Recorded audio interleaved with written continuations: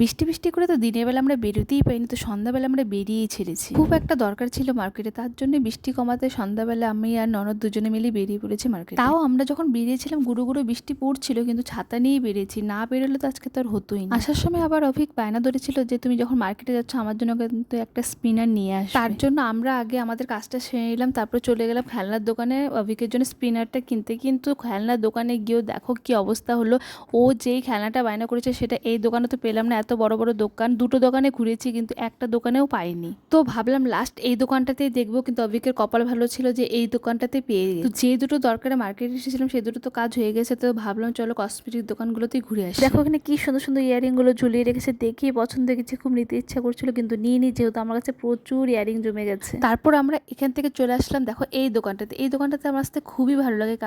কারণ এই দোকানে এক তো ভ্যারাইটিস জিনিস, তাও আনকমন আর তার উপরে দামটা জানো 10 টাকা থেকে স্টার্ট। 10 টাকা 20 টাকা থেকে শুরু করে 100 150 500 পর্যন্ত জিনিস আছে, কিন্তু আমার 10 টাকার মালটাই বেশি ভালো লাগে। এই দোকানে আসলে আমি তো কিছু কিনবই, তো কয়েকটা জিনিস নিয়ে বেরিয়ে পড়লাম। আবার যাওয়ার সময় ঢুকলাম কুর্তির দোকানে, কিন্তু আমরা কুর্তি তো কিছু নিয়ে দেখে বেরিয়ে পড়লাম। তো যাওয়ার সময় দুজনে মিলে খেয়ে নিলাম ভাপা পিঠা। যেহেতু নিরামিষের দিন বাইরে তো কিছু খাওয়া যাবে না, তাই একমাত্র দেখো এই ভাপা পিঠাটাই পেলাম নিরামিষ। আগে তো এই ভাপা পিঠাটা শুধু ঠান্ডার দিনেই পাওয়া যেত, কিন্তু এই মার্কেটে 12 মাসই ভাপা পিঠা পাওয়া যায়। আকাশে আবার মেঘ করেছে, আবার নামবে বৃষ্টিতে। দেরি না করে পিঠা খেতে খেতে চলে গেলাম বাড়ি। Bye bye.